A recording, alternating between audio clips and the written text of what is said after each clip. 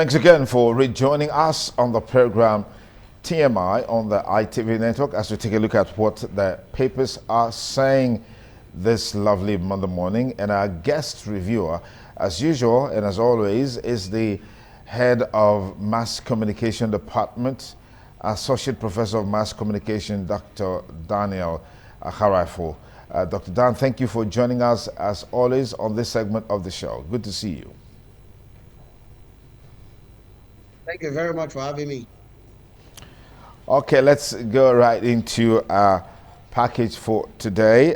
Begin with our first national daily this lovely Monday morning. Let's begin with the Nation newspaper. And it says, Idris, federal government projects spread fairly among 6 zones. And that story is on page is on page 1 and it continued on page 2.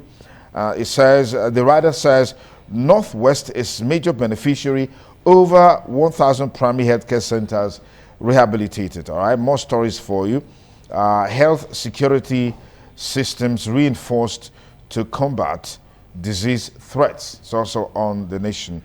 APC sweeps to victory in 20 Rivers councils. PDP takes 3. That's on page 3. And bandits being appeased by government, El-Rufai alleges. Tinubu, Okpebolo, Egbetokum, others mourn ex-AIG Arase. And then investors await interim dividends by major banks. You want more of these stories, get a copy. But let's get your insight, Dr. Dan Akharafo. Thank you very much. Yesterday, I followed up on this story when some members of the Federal House of Representatives raised issues that they were being shortchanged in constituency projects. The problem stems from the fact that in our National Assembly, there's what they consider ranking members of the House. And these individuals have privileges over others.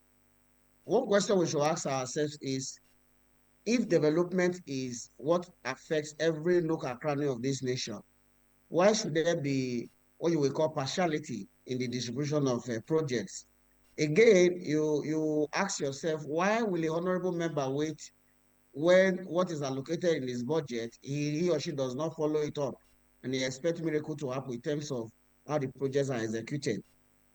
That problem starts from the lack of representation.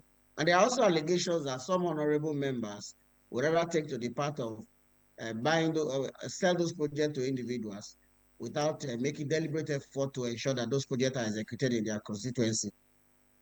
The problems that give birth to all of that. However, if deliberate attempt is made by the Speaker of the House to ensure that his zone benefit from projects, it tells you his own style of leadership. And there are no other leaders from other parts of the nation who are holding key positions in this government. The onus lies on them for them to wake up and ensure that what is appropriated for their constituency are clearly executed, so that we can have a sense of even development in the country.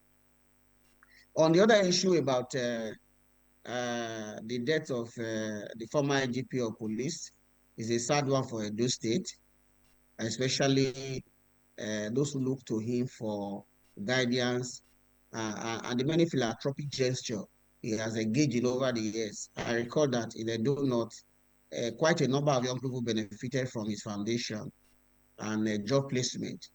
It's unfortunate we have lost him. I can only pray that God will console the family and give them the fortitude to bear the loss. My take on this first paper.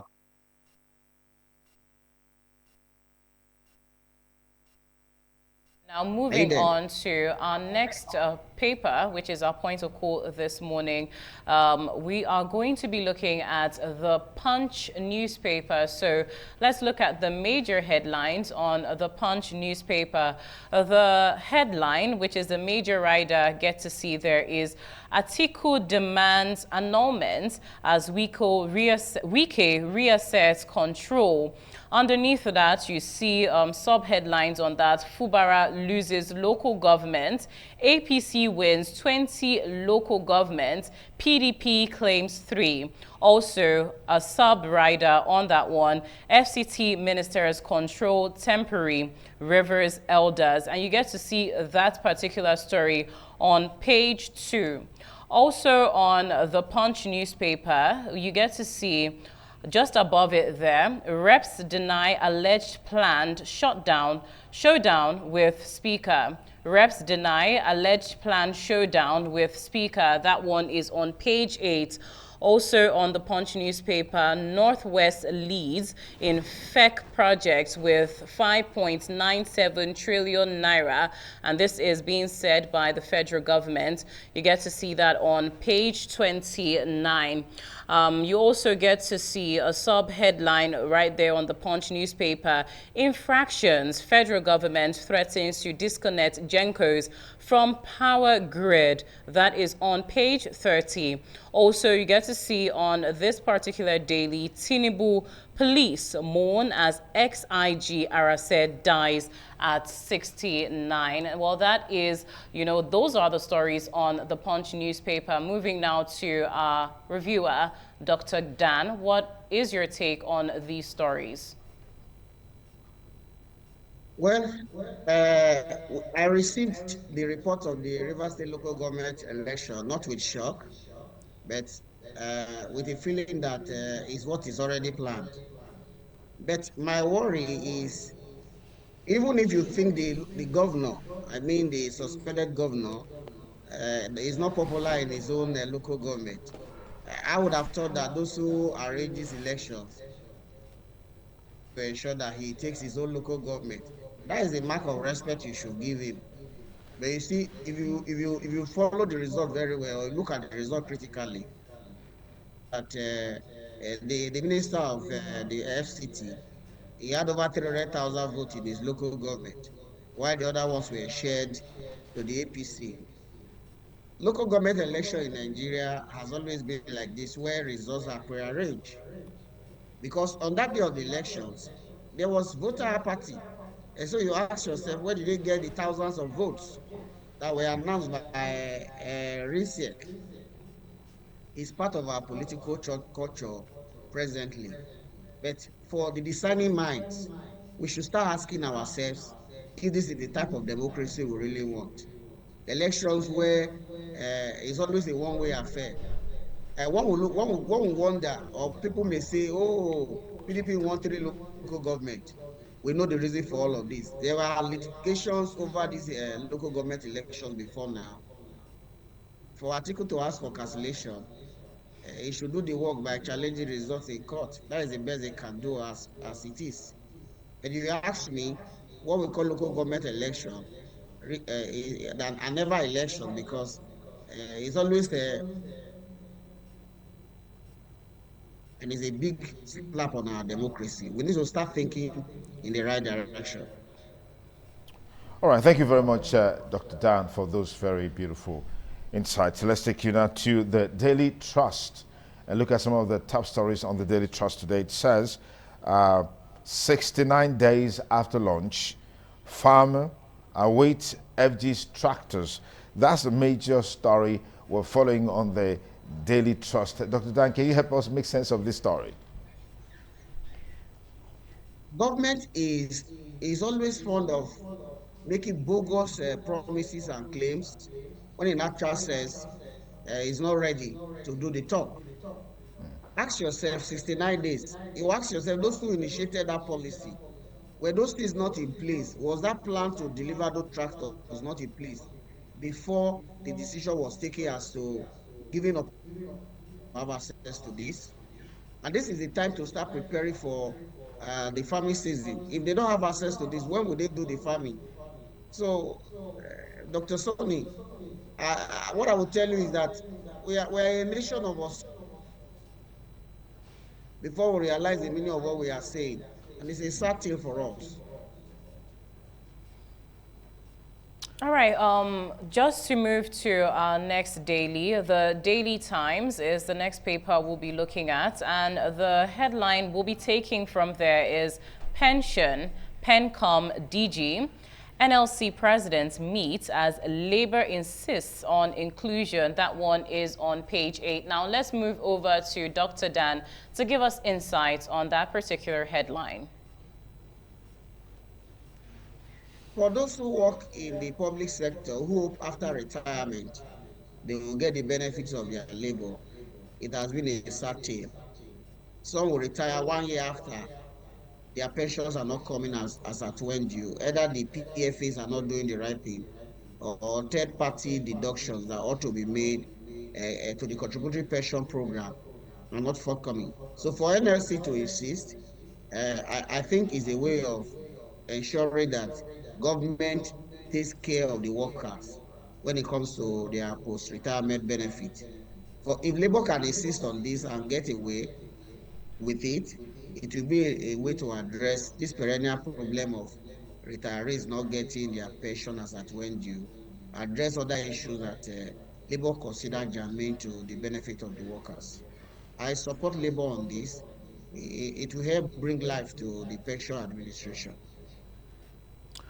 Okay, on page 6 of the Guardian newspaper, which is our next paper for review, it says, raw materials crisis threatens industrial revival, Nigeria first policy.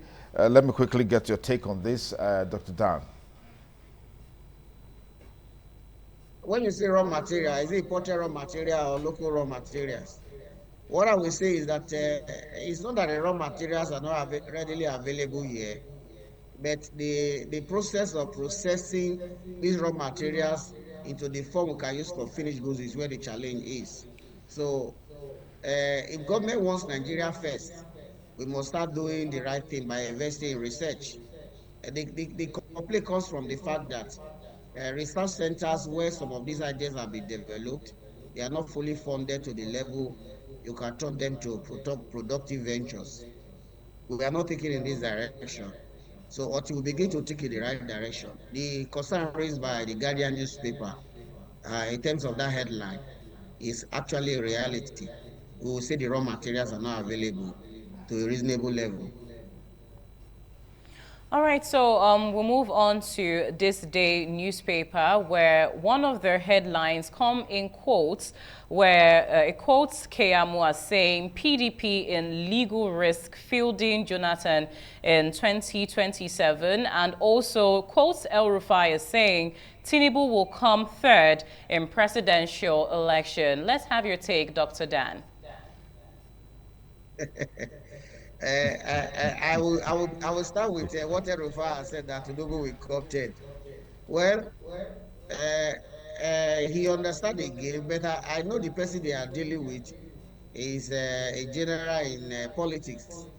The general plans, if you look at what is happening in the different political parties, you will say there are fifth columnists in all these parties, sponsored by the ruling party to frustrate the process. Let's see how it goes. When elections are coming, you hear very beautiful rhetorics from politicians. Those who cannot win their polling booth will tell you they will sweep the election. It's always the case. So let's see how it goes. But for what Keyamo has raised, that is not an issue because that issue was taken to court in the past, and the court ruled that Jonathan had no issues with contesting elections. So I don't know why he's breaking up that issue again.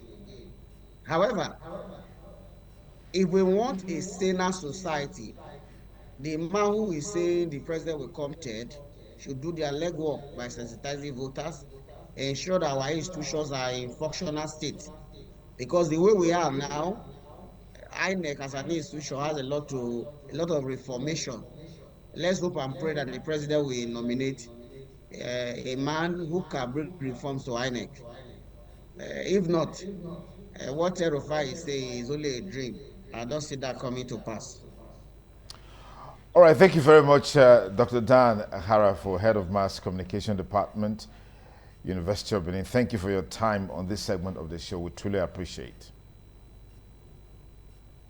Thank you for having me.